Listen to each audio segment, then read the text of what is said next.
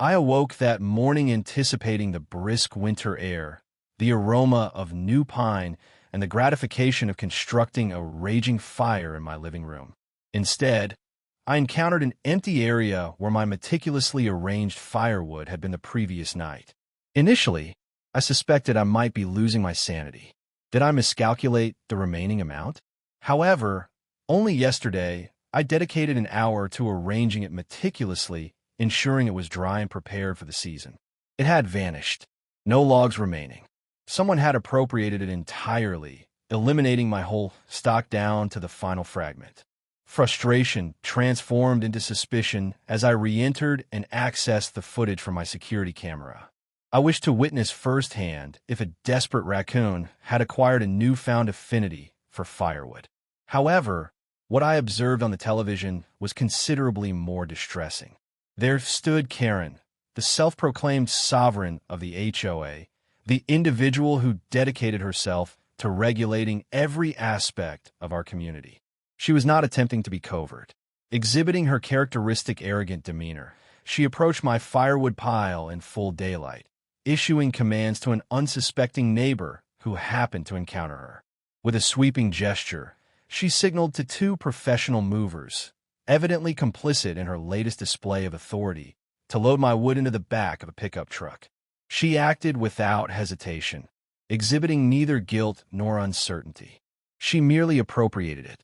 I experienced a blend of incredulity and rage permeate my being. She had not made any attempt to conceal it. No notification, no clarification, no forewarning. She independently concluded that my firewood now belonged to the HOA. What is the most unfavorable aspect? I was well aware of her anticipated excuse. She would assert that my firewood constituted a violation, as it did not meet her elevated aesthetic standards. Alternatively, she would assert it posed a fire concern, notwithstanding the reality that several residents in the vicinity maintained identical arrangements. However, none of that was significant. Karen established the rules and determined when to contravene them. Driven with outrage, I marched down the street directly to her residence. She had undoubtedly adorned it to resemble the HOA headquarters, featuring an excessive American flag display and a mailbox so immaculate it appeared to have been polished that very morning. Before I could knock, she opened the door, visibly annoyed, as though she had anticipated my arrival and deemed a nuisance. Before I could utter a word, she donned her insincere customer service smile. "Good morning, Jake. What an unexpected occurrence. How may I assist you? I want that you elucidate the rationale for your theft of my firewood," I stated, crossing my arms. She exhibited the boldness to deride. "Theft? Jake, that term is pretty emphatic, would you not agree? I simply adapted it for the benefit of the community." I squinted. "Reutilized it? Karen, that firewood belonged to me. I remitted payment for it. I fell. It has now vanished." Karen inclined her head, as though addressing a notably slow youngster. "Jake, you are aware that the HOA enforces specific requirements. Your firewood was unappealing. It was arranged in a manner that, frankly, did not align with the aesthetic coherence of the area. I was performing a favor by eliminating it." I clenched my teeth. "Karen, it was piled in my backyard. No one was able to perceive it." She gestured dismissively. "That is not the crux of the matter. The Homeowners Association's annual bonfire is approaching, and we require additional fuel. Your stack was the nearest and most accessible." I emitted a mirthless laugh. "Are you implying that you appropriated my firewood for your own convenience?" Karen exhaled audibly, evidently fatigued by this discourse. "Oh, Jake, it is merely firewood. I fail to understand the reason for your excessive agitation. Additional resources are always attainable." I tightened my fists, willing myself to remain composed. Karen possessed an ability to make others feel as though they were the insane ones, rendering their entirely justified rage appear unreasonable. However, I was determined not to allow her to manipulate me into believing I was overreacting. "Very well," I stated, retreating. "If you wish to proceed in that manner, Karen, feel free. Appreciate my firewood. However, be aware that you have committed a significant error." Karen emitted a patronizing laugh. "Oh, Jake, you consistently exhibit dramatic behavior. It is merely firewood." I pivoted and departed, concurrently devising my subsequent strategy. Karen had governed this area as her personal domain for years, coercing residents into adhering to her capricious regulations. However, on this occasion, she had provoked the incorrect individual. She appropriated from me, not merely out of avarice, but from a sense of entitlement, convinced that there would be no repercussions. I proceeded directly to my garage, a thought materializing in my mind that was so cunningly ingenious it nearly provoked a giggle. Karen believed she could seize what she desired without facing consequences. I was prepared to demonstrate her error. I swiftly rummaged through my materials, extracting the ideal components for my scheme. A handful of hollowed logs, a bag of fire ants, minute beings capable of inflicting pain severe enough to elicit tears from the most resilient individuals, and a modicum of patience to await the opportune moment. Karen had inadvertently initiated hostilities, and I possessed an ideal strategy for retaliation. I sat in my garage, gazing at the meticulously prepared hollow logs, experiencing a profound sense of satisfaction within me. If Karen intended to appropriate my firewood without permission, I would ensure she received her just recompense. It possessed a somewhat poetic quality. She had appropriated from me under the guise of communal enhancement, and now she was on the verge of unwittingly undermining herself. I grasped the small container adjacent to me, cautiously elevating the lid sufficiently to ascertain that my diminutive army remained operational. The fire ants within swarmed furiously, their diminutive bodies quivering with vitality, entirely oblivious to their impending role in my retribution. I devoted hours to ensuring the strategy would function flawlessly. The logs resembled those that Karen had pilfered, identical in size, cut, and inherent defects, but these were distinct. Each log was hollowed, including small access ports meticulously carved to permit the ants to establish their nests within. I conducted tests on many to ensure they would not escape until subjected to the heat of the fire. Upon the ignition of the logs, the ants would exhibit panic, dispersing in all directions, marking the commencement of the true amusement. The scene unfolded in my imagination like a masterpiece, with Karen positioned before the entire neighborhood, self-satisfied as always, casting my substantial gift into the flames, utterly oblivious to what was about to transpire. I arranged the logs meticulously in a pile adjacent to my garage, creating the impression that I had merely replenished my stolen firewood. Karen was predictable. I recognized that upon seeing fresh logs on my land, she would inevitably succumb to the temptation of appropriating them once more. It was a matter of control for her. It was not concerning the firewood. It was about demonstrating her ability to seize anything she desired at any time. She had accomplished it already, and she would achieve it once more. Upon her action, I would be prepared. The following morning, I scarcely had to wait. As I completed my coffee, I looked out the window and observed her positioned at the boundary of my yard, hands on her hips, her characteristic frown directed at my nicely arranged logs. She had no hesitation whatsoever. With the same arrogance as before, she approached, signaling her hired movers to load the wood into her truck as though she were orchestrating a symphony. I could hear her pompous voice from within my house, issuing commands regarding the necessity of this for the HOA event. I reclined, smiling to myself as they departed. All preparations were complete. At this point, my only task was to await the outcome.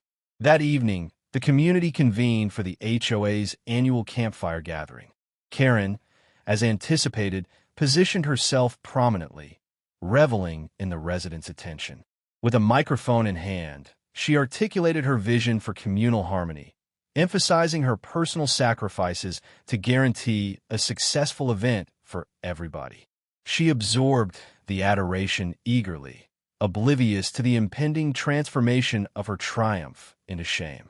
The fire pit emitted a nice crackling as individuals congregated, consuming hot cider and conversing. Karen, as is her custom, insisted on the privilege of placing the first log. She theatrically lifted one of the hollowed logs above her head as if it were a ritual offering, then cast it into the flames with a flourish. The audience applauded, the timber ignited rapidly, and for a fleeting instant, all was ordinary. Subsequently, the ants awakened. Initially, a few little bewildered critters emerged from the wood, befuddled by the abrupt heat, in quest of an escape. However, within moments, it became an overwhelming swarm. Dozens escalated to hundreds, then to thousands, all escaping the inferno in a primal survival instinct. The fire pit erupted into turmoil as ants surged forth in all directions, alighting on footwear, ascending legs, and biting anything obstructing their course.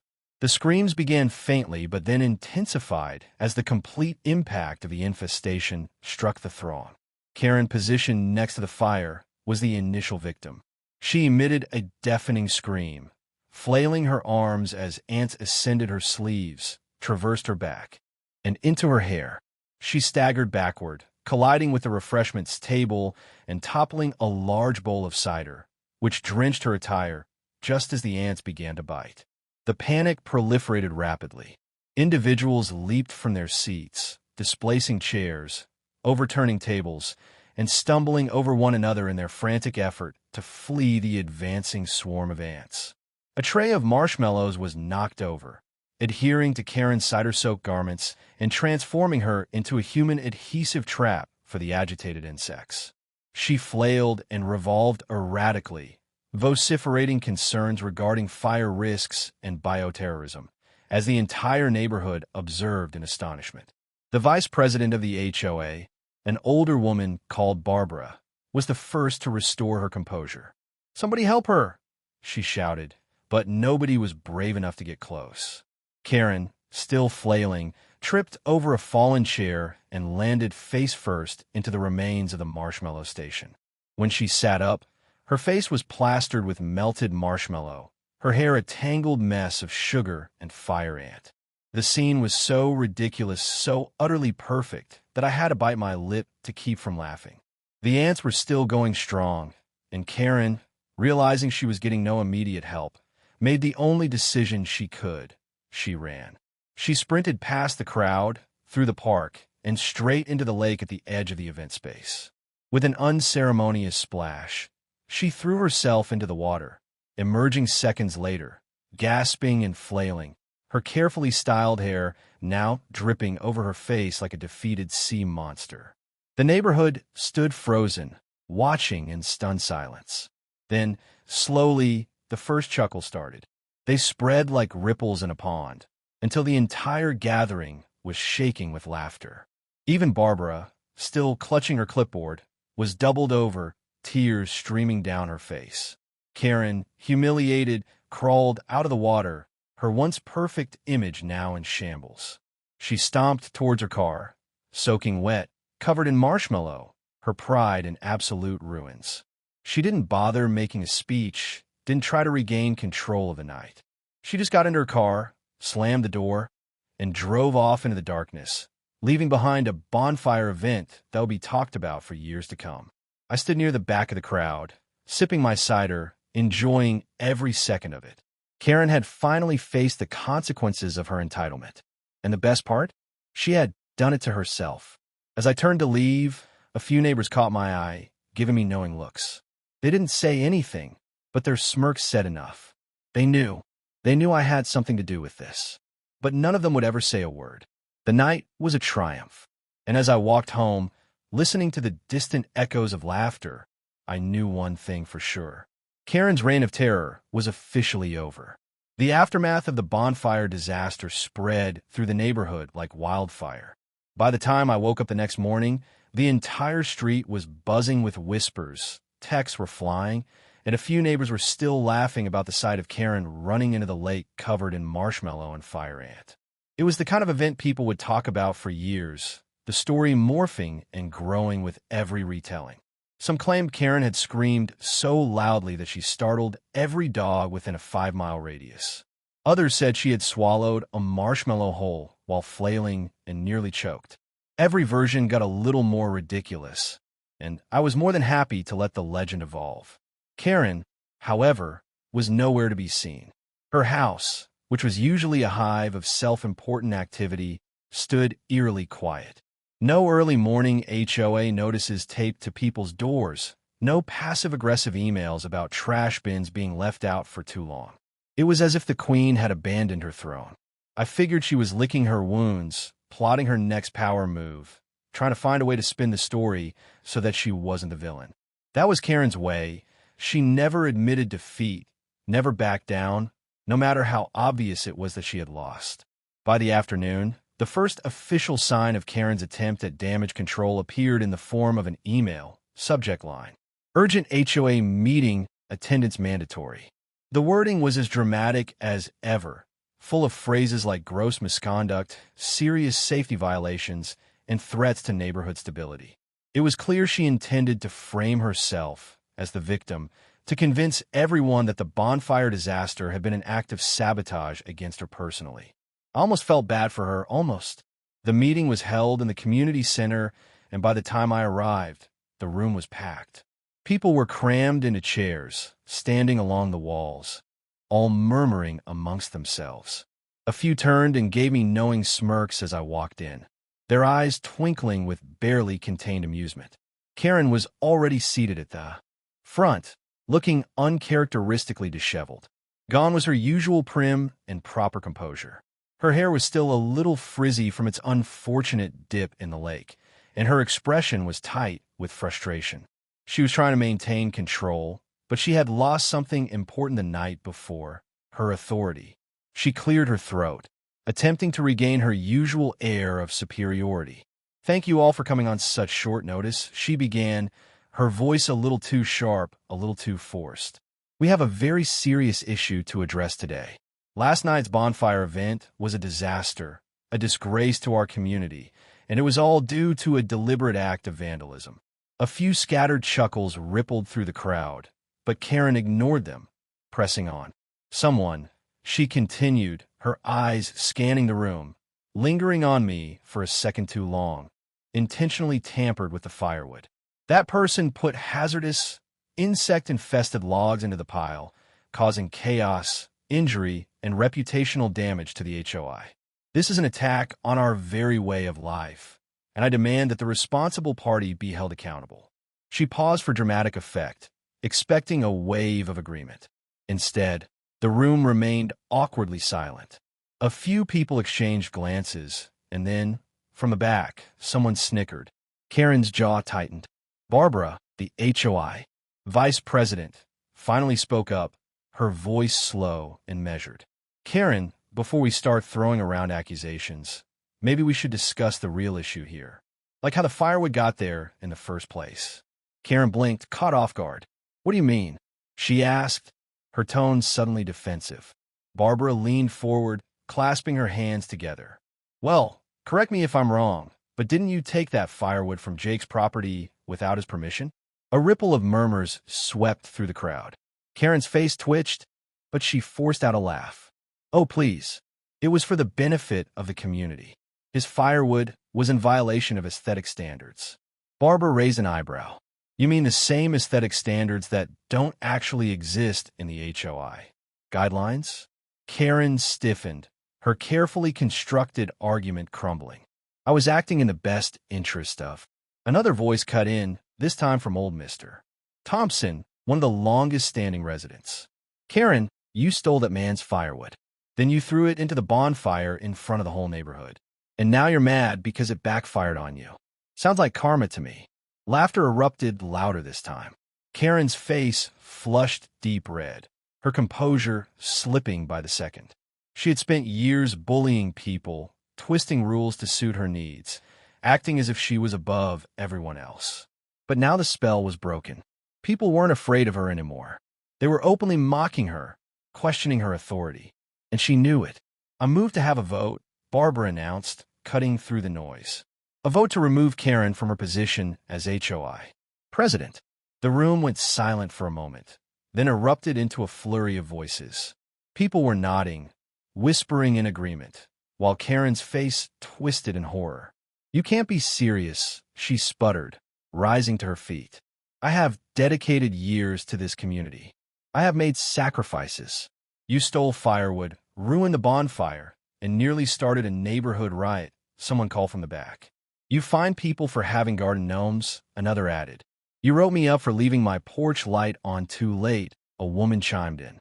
You banned lemonade stands, a kid shouted, and that was the final straw.